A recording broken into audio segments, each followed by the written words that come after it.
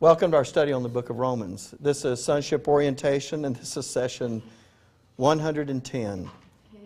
I'm reminded that someone wrote in an email that was watching us online, and they wanted to know how far this was going to go, because back in the 70s I said we're just about ready to get back to Romans 8. I didn't realize it was that far back. But they said we were in the 70s, and I said, you're just about ready to get back to Romans 8. And they're looking online, and it's up to like 106 online, and they went, how much further is it? Okay. It's dark sayings. I like that. I'm going to start adopting that. Dark sayings, yes. That's right.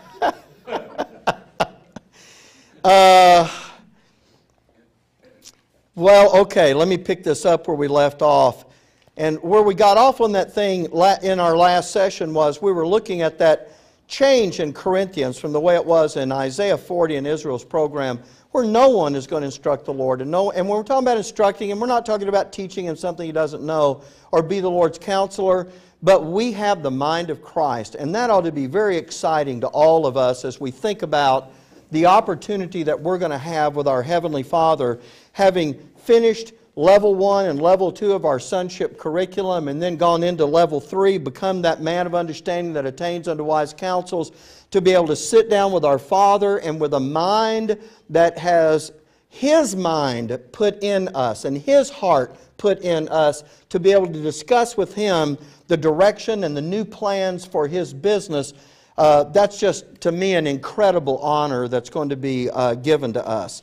Now, I want to address Bertha's question that she asked at the start of the last session right here, because she said, what about right now? Now, it's because I was making the point, when do you get that mind of Christ? Well, you're going to get it in the education while you're here on this earth. But you won't be advising the Lord while you're still here.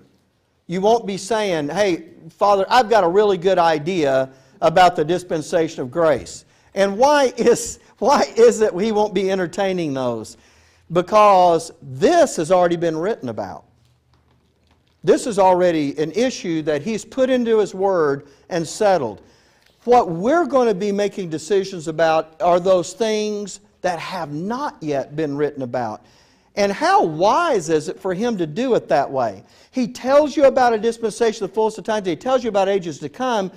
And we're kind of disappointed because He doesn't tell us more. And the reason He doesn't tell us more is because the people that will be making those decisions haven't made those decisions yet. And He's reserving that for when we get out there. You know what you're actually going to be able to do? You're going to be able to write how eternity goes. You're going to be deciding that. That's just going to be great stuff.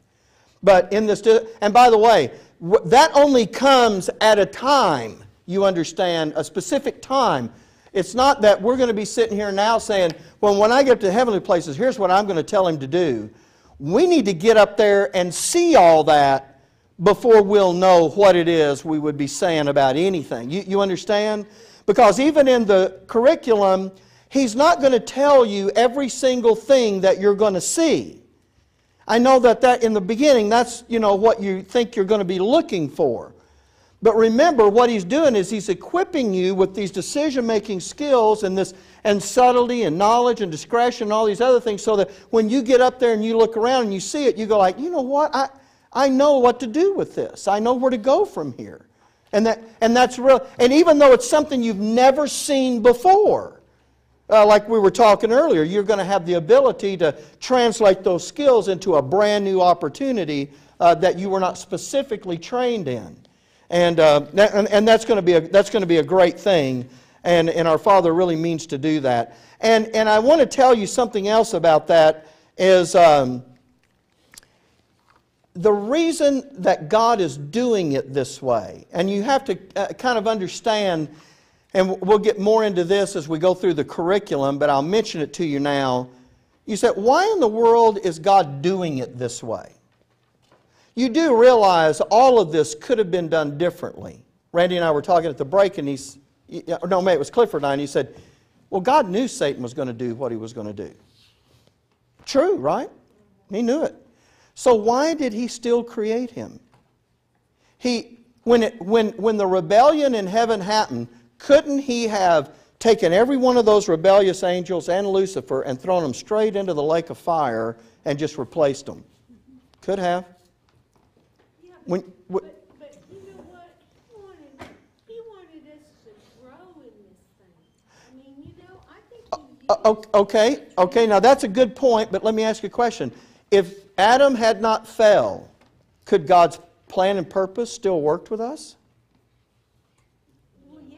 Because He was going to educate Adam, wasn't He? Yeah. And Adam was going to be a godly creature, and we're going to live forever. Remember the tree of life was there, wasn't that? It would have worked. But here's the thing, and I was going to. You kind of jumped me ahead a little bit. That's okay. So we'll talk about it now. There's something at stake here. I'll identify it for you in just a second, but let me lay this out.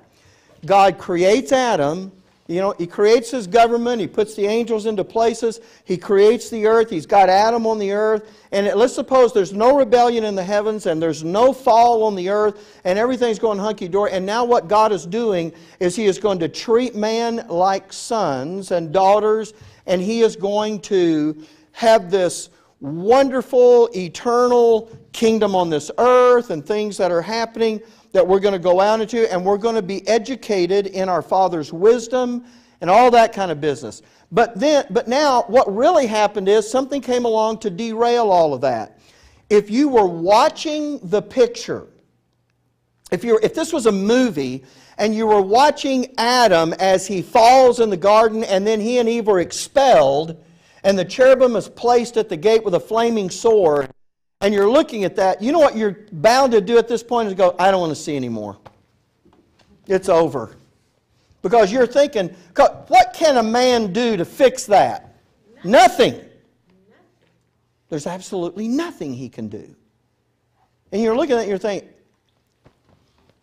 if I could tell this story, do you know who Bob Beckel is? Okay. I heard Bob Beckel tell this. When Walter Mondale ran for president, he was his campaign manager. Bob Beckel said in the debates with Ronald Reagan, you know, they were trying to portray Reagan as this bumbling, too old to be president, mentally infirm. And Reagan really hadn't had a good debate previous to that. But he knew that one of the issues that they were going to bring up in the next debate was the age issue. And so Bob Beckel said, I'm standing, off the stage, and they're up there. And the moderator, sure enough, says, Governor Reagan, the issue of age has been raised in this campaign. Did you want to respond to that? And Ronald Reagan said, age is not going to be a factor in this campaign. I am not going to hold my opponent's youth and inexperience against him. Right. And when he delivered that line, you see Walter Mondale bust out laughing. He can't help it. It's a great line. Bob Beckel said, I turned to whoever his number 2 was and said, this race is over. And he said, I walked out of the auditorium. I didn't even watch the rest of the debate. He said, because all of that work we had done to establish Reagan as too old, he undid it in a single statement. Now, I'm just saying, I'm just reminded of that because Beckel knows how political things, regardless of whether you agree with his politics, he knows how political things run. If you're watching this unfold and Adam falls in the garden, they're expelled out, all of a sudden, you know what? And if you watch a little further, watch what Cain does to his brother. It's going downhill. You would go, you know what? It's over. I don't need to see the end of this. But suppose that you skip to the very end of the movie, and you know what you have? You have people seated in heavenly places having wise counsels with their Heavenly Father, directing how it's going to go. You know what you would be asking yourself? How in the world did we get from there to there? Oh my goodness, it's the most miraculous comeback in in history. Well, here's the answer. If God didn't do it for us, it never would have gotten done. That's why he says he might show the exceeding riches. That's, you know what? There you go. You're looking at that verse on the PowerPoint up there. Everything that, when we're sitting up there, you know what? We are a testament to God taking a thing that was totally lost and turning it around and producing the exact same thing that He would have produced if it had never fell apart to begin with.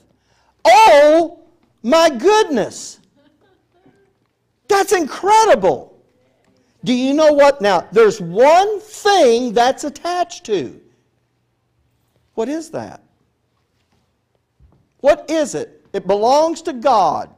What is it that God says, this is about my Glory. Yes.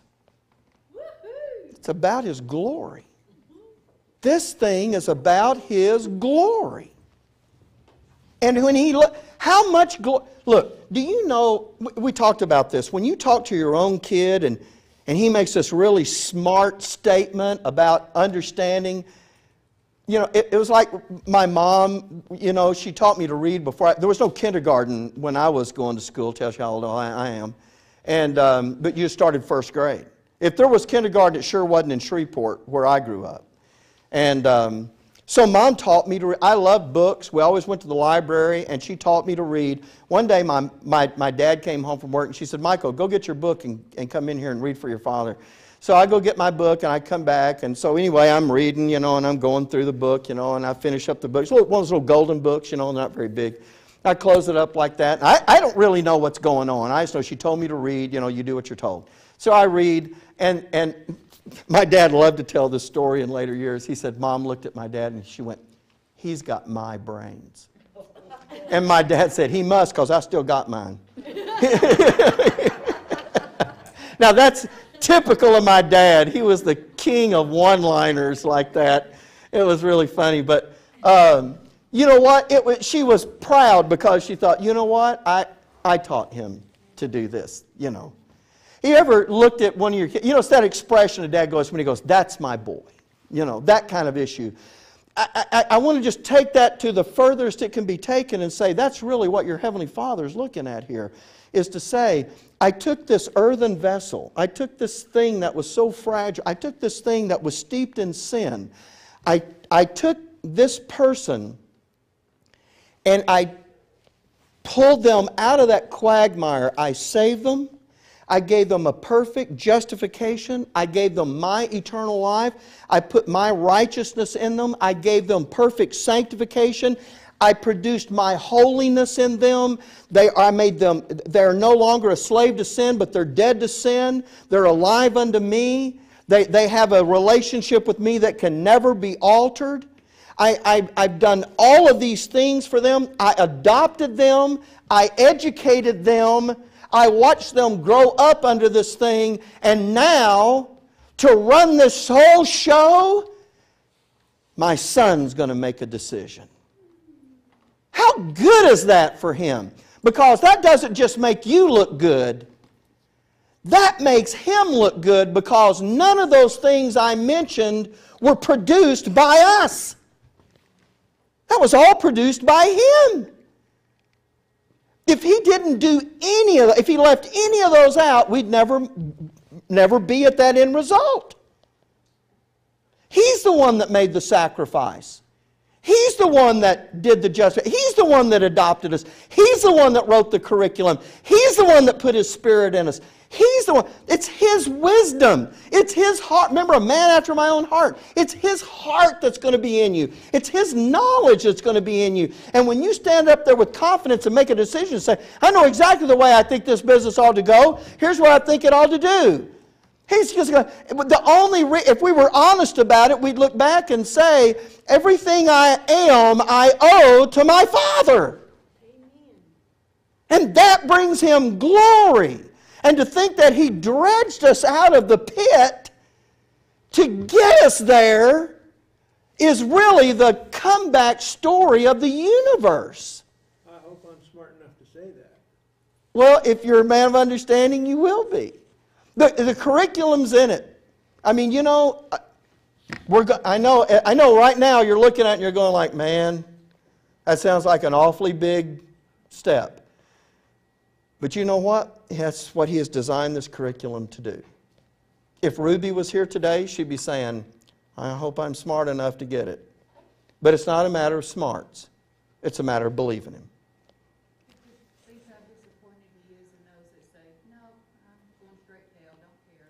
You know, But even those in the church that don't want to know, those are the ones that just. they don't, his glory's attached to this. And I'm going to tell you what I think really stings about that every time someone who is presented with the opportunity and decides it's not a big deal, that is an opportunity for Satan to say, see, I'm better suited to rule all this than you are. Your wise plan isn't so great after all.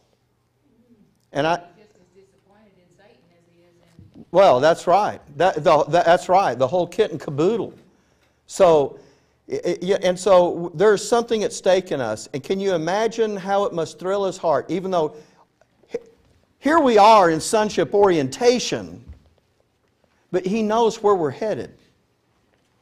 He knows where this can wind up. This is the step you have to take to get there. And you're taking it. Here you are today. And I would hope you would never lose sight of that. That this path we're on is not well worn, but it is extremely important. Okay, now I'm going to take you over to Isaiah 43. And I'm going to show you what it's going to be like for the remnant when all this is all... Remember I said, when they start the kingdom, they get the benefit of the new covenant and all of that. Let me show you, because this is exactly the point we're talking about, this being for His glory. Look even in Israel's program, Isaiah 43:1. But now, thus saith the Lord that created thee, O Jacob, and He that formed thee, O Israel. Fear not, for I have redeemed thee. I have called thee by thy name. Thou art mine. When thou passest through the waters, I will be with thee. And through the rivers, they shall not overflow thee. When thou walkest through the fire, thou shalt not be burned. Neither shall the flame kindle upon thee. For I am the Lord thy God, the Holy One of Israel, thy Savior. I gave Egypt for thy ransom, Ethiopia and Seba for thee. Since thou wast precious in my sight, thou hast been honorable, and I have loved thee. Therefore will I give men for thee, and people for thy life. Fear not, for I am with thee. I will bring thy seed from the east and gather thee from the west. We know that's the way it's going to be at the start of the kingdom. Let's keep reading it. I'll say to the north, give up, and to the south, keep not back. Bring my sons. Holy mackerel. That's a day Israel's been waiting for. Bring my sons from far and my daughters from the ends of the earth. Even every one that is called by my name, for I have created him for my glory. That's the issue. God's saying, oh, I'm bringing them in here. My sons and daughters are coming in here, and this is all going to be about my glory. I have formed him, yea, I have made him. He said, you know what that's hearkening back to? It's what Bob said earlier. Is this going to take us back to what was originally intended? That's the whole reason He created man to begin with. He was going to do this. Satan said, look, you know what? I'll tear this whole thing up. You won't be able to do anything with that. God says, you know what? Tear it up, burn it, scatter the ashes, and what I'm going to do when I'm through is produce exactly what I was going to produce when I started. Now there's the opportunity. Boy, how much glory is in that. Look, you know what? We're so sports-minded. Maybe instead of doing a political analogy, what I should have done is a sports analogy. You know what happens to some guy who stages this great fourth quarter, last-minute comeback? They're down 30 points going into the fourth quarter, and he stages this phenomenal comeback. Comes off the bench, throws a touchdown pass, runs for a touchdown, recovers a fumble, You know, I mean, he does the whole deal. You know what? Everybody's talking about that like it's the greatest thing in the world. I'm going to tell you, what has ever happened on a football field cannot be compared with what your Heavenly Father has done by taking man from where he was and offering him this place of being where he's going to be. Now, that's just the incredible thing of it. And I know you know that, but I'm just saying. Okay, Isaiah 43. I gave you that one. Let me give you this next one, because Ephesians, by the way, if that's the deal for us, I should be able to go over to Paul's epistles and show you this, right? And so here it is, Ephesians 1:18. The eyes of your understanding been enlightened, that you may know what is the hope of his calling, and what the riches of the glory of his inheritance in the saints. And we are his inheritance. That we are the source of glory for God. This is how he's invested his manifold wisdom. And as I was telling you before, by his grace, he has done all of that work. And to think that we're going to be able to sit down with him one day and engage in an intelligent conversation about where his business is going to go and please him with the answer that we give, well, I just think that's just one of the most incredible things I've ever seen in all my life. By the way, isn't this the great topic? Isn't this a great subject to talk about before we go back to Romans 8? So when you go back to Romans 8, you go like, okay, I know where I'm headed. I know what this is all about. I know where I'm trying. I know where I'm going to attain unto. And this is going to be great. Well, I want to go back now and talk about, in the time that we have left, and hopefully finish this up, I want to talk about this issue of the dark sayings a little bit. I want to go back and look at this from the standpoint of the wise counsels. And I want to start you out by talking about it from the standpoint of Israel's program. That man of understanding is going to be able to give wise counsel. And as we talked about in the previous session, it's going to be extremely important for the members of the little flock to have a man of understanding around to be able to help accelerate them through their sonship. That's going to be critical.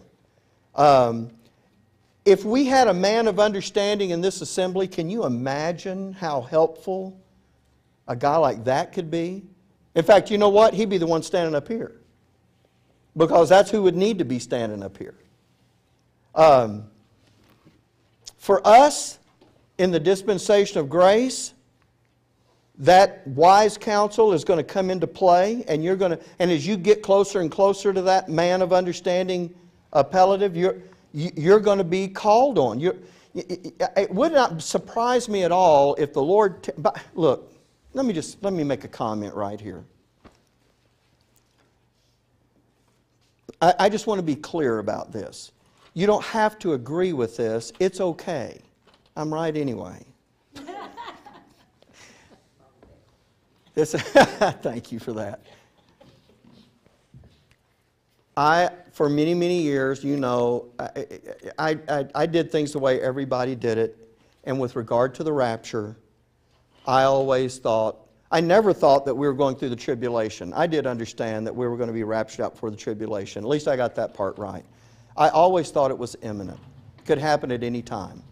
I don't believe that the rapture is imminent, because there is a little phrase sitting over there that Paul gives us in the book of Romans. You're going to go through it. And it said, we probably won't spend a lot of time on it, but he talks about Israel's program not restarting until the fullness of the Gentiles be come in. You have to understand what that phrase is talking about. Because if Israel's program can't start until the fullness of the Gentiles be come in, then that means that has to happen. And if that's got to happen, I'm going to give this to you in a nutshell now. We'll discuss it later when we go through the doctrine. I'm making this statement not for you so much, but I know there are folks that are listening, and I just want to make this clear. Because people are afraid that the things that are happening in the world today are indicators that we're going to be raptured out of here very soon. Do you know how long that's been going on? You can go back millennia and find people looking at events in the world and using that to prove, I say millennia, centuries. You can go back centuries, and they'll say, oh, this is a proof that surely, you know, the coming of the Lord's about to happen. Probably since the birth of Christ. Well, you know what? Ever since this dispensation of grace and Paul revealed the truth of the rapture, people have been looking, you know, there was a deal, you know, at the turn of a century, there's always a big fluff. And at the turn of a millennium, there's a big to-do. Here we are 2 millenniums in, and, you know, and there's a big deal. Then you have Israel became a nation in 1948. Then you had a whole spate of teachings about... Don't you think because of the population, evil is worse now? Oh, it's always getting worse. Yeah, it's always getting worse. This world was worthy of judgment back at the end of the extension of mercy in Acts 7. This world was worthy of the judgment. That's why this is grace. God postponed what we deserved to give us now, without sin being imputed back to us, an opportunity to respond under grace. Oh man. Well, and that's why the Bible talks about despite that grace. You know, God's saying, I'm not even whipping you to get you to do it. I'm just doing it by grace. You guys aren't responding to that either, you know. But here's when this is going to end. 2 things are going to have to happen. Either the message of grace is going to quit being given, or people hearing the message of grace are going to stop responding. That day is coming. It's not here today. The message is still being given, and some people are still responding. Is it like it used to be? Doesn't matter. Doesn't matter. Because the nature of grace is you don't get cut off as long as there's a response. That's what's being talked about in that phrase, the fullness of the Gentiles. Now, again, if you disagree with that, that's fine. Some people are going to say, I see all that stuff happening in the Middle East, and that's a sign that the rapture's happening soon. It is not. It is not. I'm telling you, the rapture's not happening today. Because grace is still being received in the world. And if God stops it when people would still have received it, it was not grace. You're actually creating an antithesis. Well, okay, the whole deal there. I don't want to get too far into that. I'll chase that rabbit the whole rest of the time. My point is this. I can see us being here for a while. Now, I used to buy into all that other stuff. I used to do that generation from Israel becoming... I used to do all that. I know all that stuff. I researched all that. I didn't just copy it. I mean, I had all the verses down, and I knew which ones you turned to. And now you got people saying, well, a generation's really supposed to be 70 years. Blah, blah, blah, blah, blah. It doesn't matter. The generation issue is sitting in Matthew.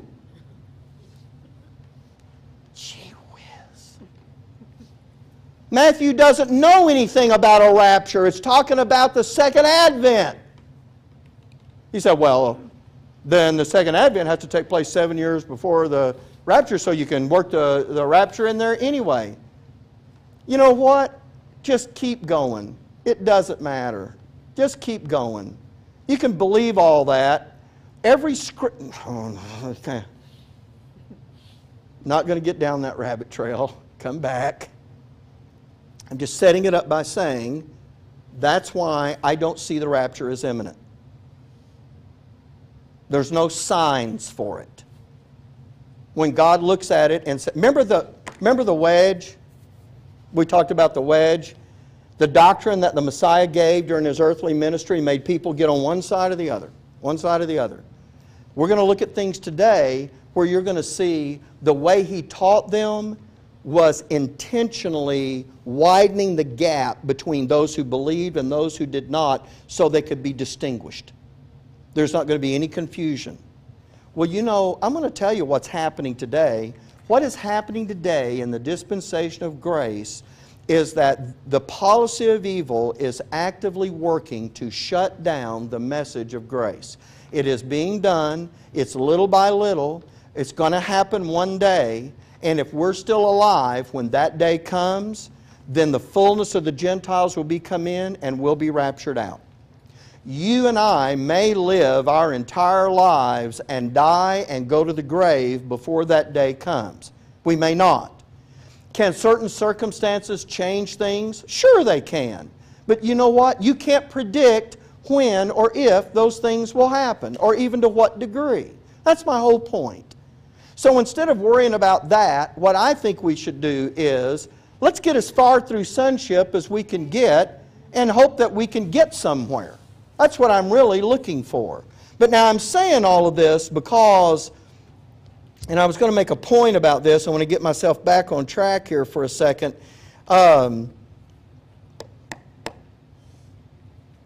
I got loose on that trail, and I was going to make a point with that. It was not a point in my notes, but I'm hoping if I look at them, it'll be something that'll jog my memory.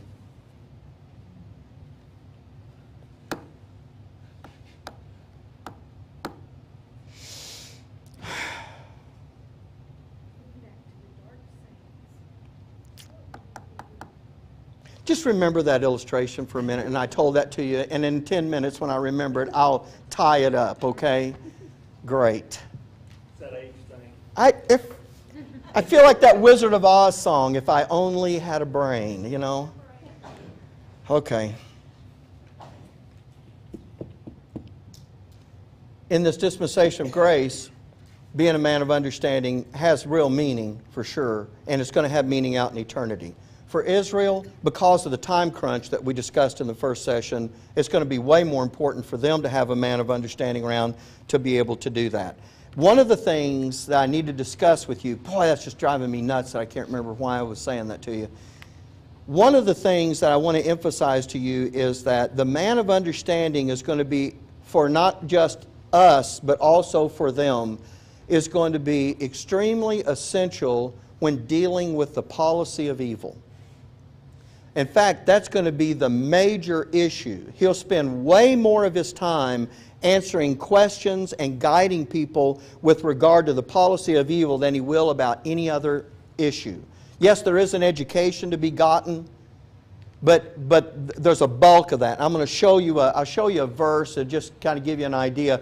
Remember in 1 Corinthians there was a man who was conducting an incestuous relationship. And Paul gave the Corinthians doctrine about how to deal with him about that, and they did it. And the man repented, and he quit. And now Paul's going to deal with them about what to do with him now that he had godly sorrow. He did. He had godly sorrow. Truly, he didn't just go through the motions. He really repented. But look at what Paul's going to say here about this guy in 2 Corinthians now. That other issue was sitting back in 1 Corinthians, and they corrected it back there. So here we are, verse 6. Sufficient to such a man is this punishment which was inflicted of many. What the assembly did is they actually put him out of the assembly. Now, that doesn't mean much today, because if you get put out of an assembly today, you just go down the road to the next one, and they'll just take you right in. You give an offering? Yeah, we'll take you. You go on in, you know.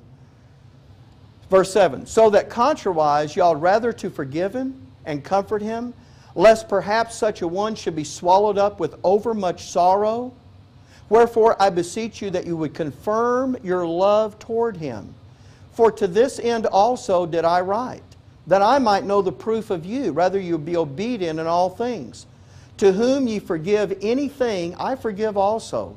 For if I forgave anything, to whom I forgave it, for your sakes forgave I it in the person of Christ. Now here's what I'm after in verse 11. Lest Satan should get an advantage of us, for we're not ignorant of his devices.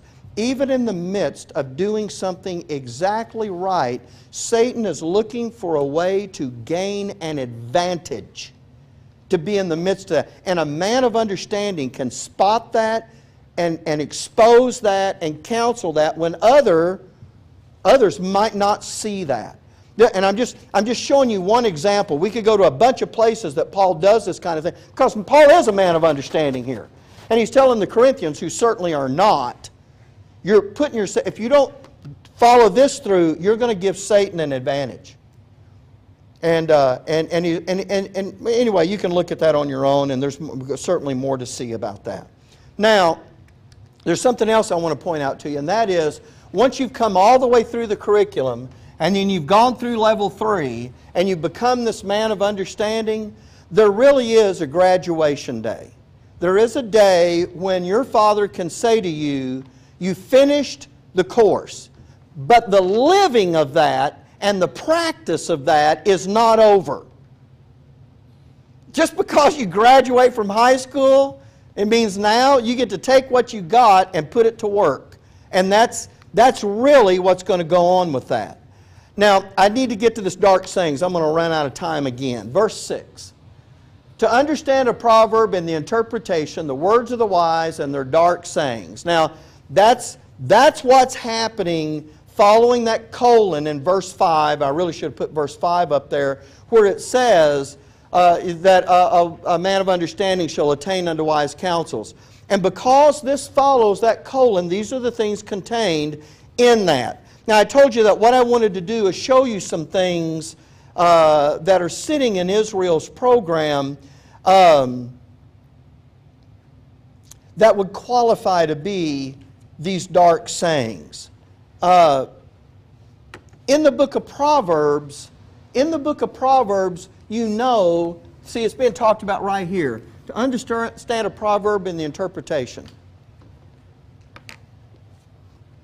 By the way, there's something else in my head, and I was talking about this at the break, and I want to say it.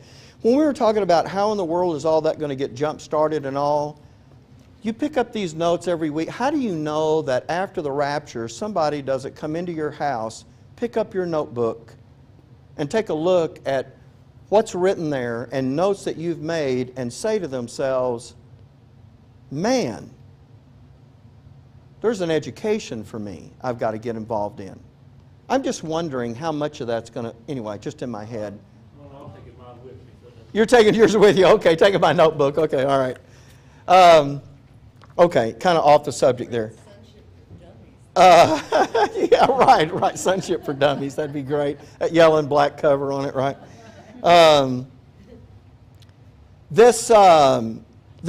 We see the proverb. That we know there's going to be proverbs. But when Jesus shows up, it's not a proverb exactly, but there is something else that he does. Do you remember how what he uses to teach the people?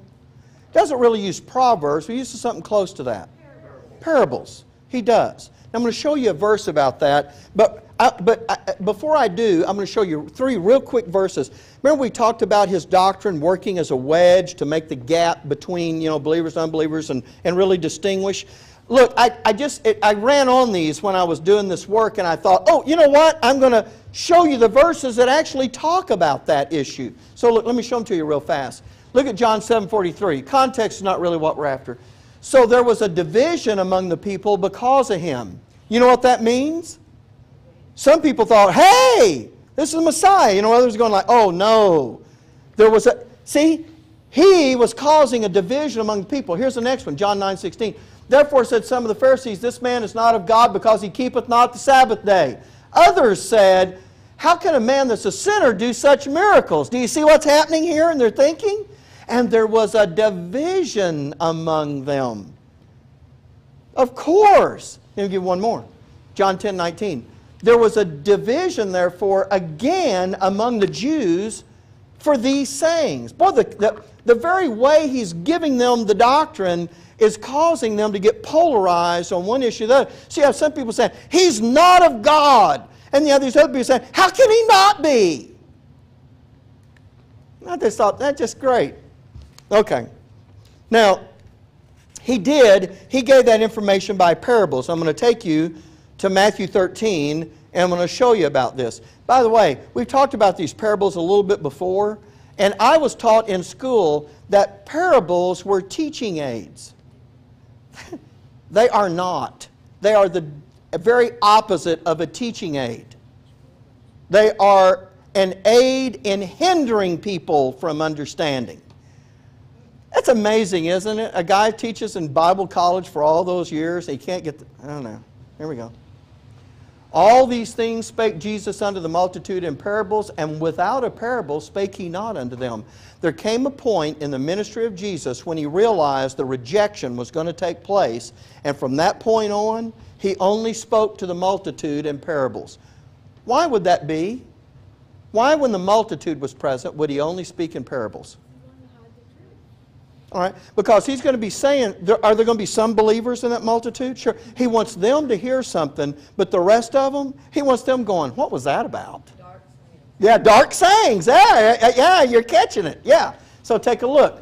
And with many such parables spake he the word unto them, as they were able to hear it. But without a parable spake he not unto them, and when they were alone, he expounded all things to his disciples.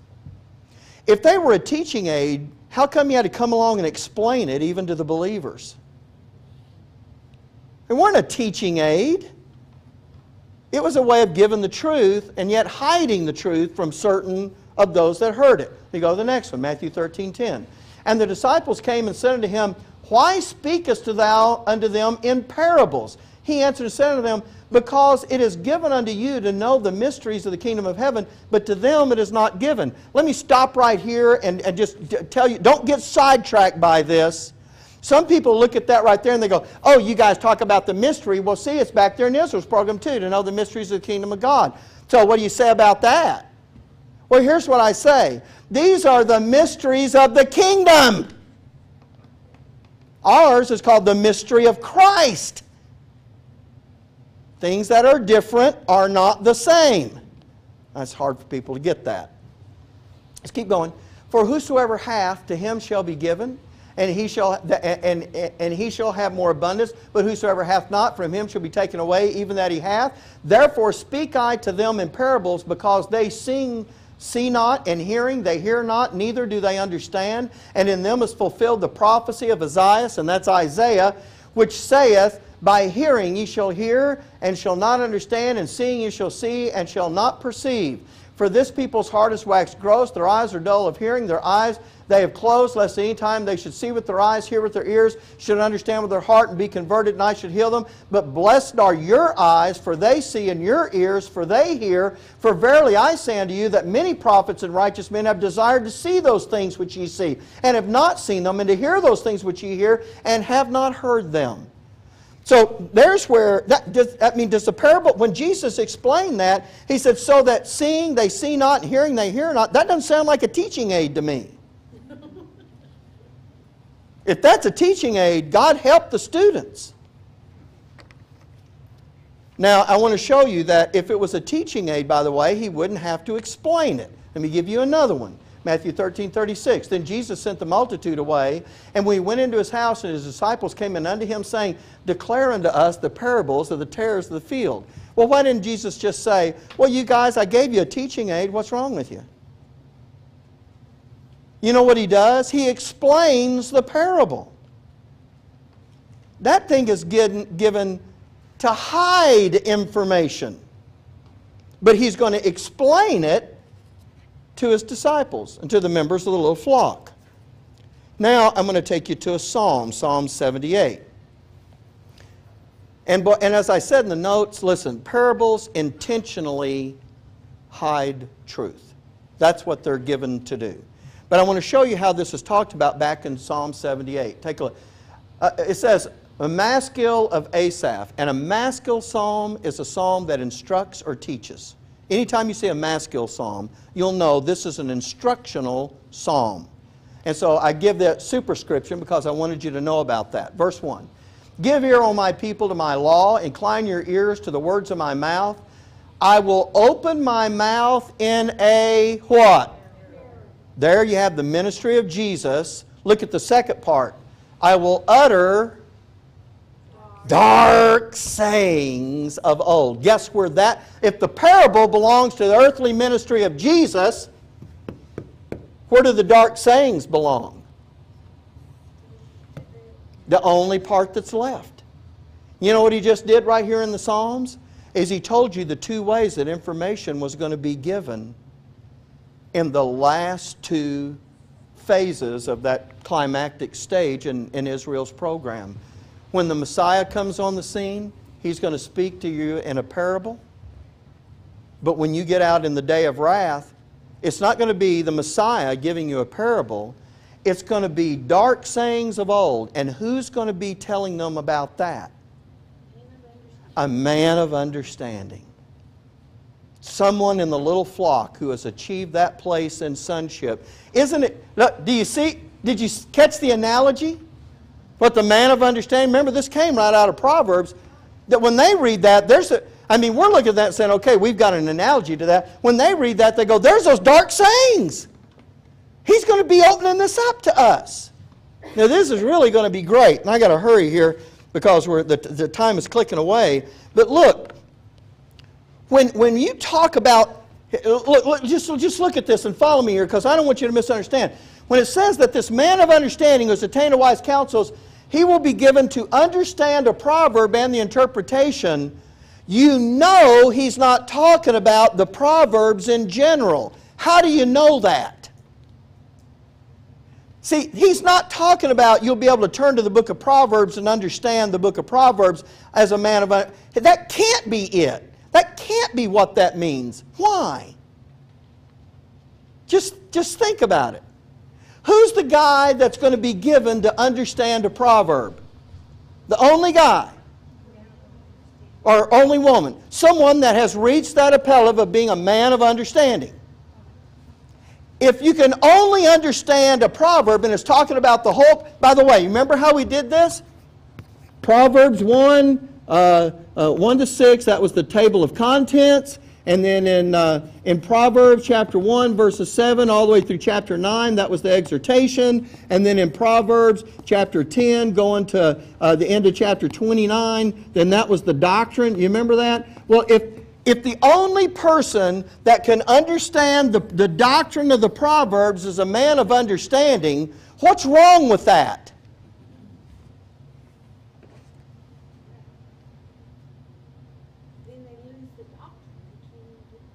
If you don't understand any of the Proverbs until you become a man of understanding, how do you become a man of understanding? Don't you have to understand the doctrine to get over there? Sure. So you know that what this is talking about is not just the doctrine that's sitting over here in the book of Proverbs. But he is talking about some very specific proverbs that people can't... Look, is there anything sitting in Proverbs 10 that an adopted son can learn? Sure, he's got to start somewhere, doesn't he? Isn't their curriculum going to start them off at the bottom? In Proverbs 10, is an adopted member of the remnant going to be able to read Proverbs 10 and see some doctrine there and grow in his sonship? Yes. So you know that the Proverbs that are being talked about here are not necessarily the Proverbs of that doctrine. That's not what he's talking to you about. I was going to show you these verses. I'm out of time. But I want to talk about this issue. Let me just think.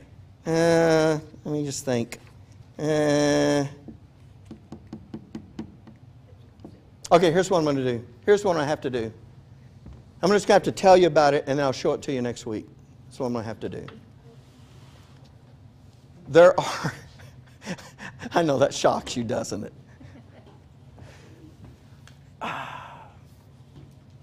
I want to show... These are the things that I was telling you, the dark sayings that we don't know what they are. I want to show you some of these. I want to show you some of those things that we have absolutely no idea what those are about. And the only person that will know what they're about is a person who has gone through the sonship education in Israel's program and has become a man of understanding. And that is not, it is not going to be given to him to know, to understand the proverb, its interpretation, or those dark sayings until not only he gets to that point, but the remnant has to know what's sitting in there. And you want me to here's the last thing I need to say to you, because there are really three issues that are sitting over there. And I'll tell you where these are. They're in the last two chapters, because what I didn't put up here, talk to you about this over and over. Proverbs 30 and 31, folks, are prophecy. You know what prophecy is? Something for the future. Oh, now, let me just take you way up there and take you past all these other verses. I'm going to get you over there. And all right, now right here, look at Proverbs chapter 30 and verse 1. We're just going to read the first 3 verses. That's all we'll do today. The words of Agar, the son of Jacob, even the prophecy. By the way, you're told in both chapters what's following is prophecy. By the way, these are the words of who? So David and Solomon's not writing this, are they? No. It's not written by David and Solomon. By the way, if David and Solomon, I know they would have read 30 and 31. Guess what? They don't know what it is either. We don't know what it is. The words of Agar, the son of Jacob, even the prophecy. The man spake unto Ithiel, even unto Ithiel and Ukal. Look at verse 2. Surely I am more brutish than any man, and have not the understanding of a man. That's just almost another way of saying, I'm not a man of understanding. Isn't it? You say, well, that's not what he's talking about. All right, have it your way. But here's what he's saying at least. I don't understand this. I don't have any understanding in this. Verse 3. I neither learned wisdom nor have knowledge of the holy. So what are the 3 things you know about this? You know David and Solomon didn't write it. You know that one that writes it tells you right up front, I don't have any understanding about this. And the third thing that you know is that this is a prophecy that's sitting, waiting for someone out here in the day of wrath. And Proverbs at the beginning has already told you in the table of contents who it is that's going to understand these proverbs and these dark sayings. And it's a man of understanding. So when we come back next week, I'm going to take you into these 2 chapters and I want to show you this. Do not ask me to explain anything we read. I have no clue. And if I was a man of understanding in this dispensation of grace, I still wouldn't know. Because this is out of Israel's program, based on their doctrine. Which means, in the day of wrath, there's only a few people on the whole planet. Look, I just want to... Oh, I can't. I'm out of time. We come back next time and I'll talk to you about it. God sets this thing up so beautifully. What He does is He takes all of the supposed wisdom that men have and He removes it. And the only people that have any knowledge are sons, especially those that have reached to be a man of understanding. I want to show you this, what he says. He said, I'm going to strip away their wisdom. I'm going to take away their knowledge. They're just going to be like buffoons running around with no idea of what's happening. And then I'm going to bring a man of understanding on the scene, and he's going to say, look at these proverbs and let me tell you what this means. And the remnant has to have this. There's something dependent on it. Okay, so we'll talk about it next time. And then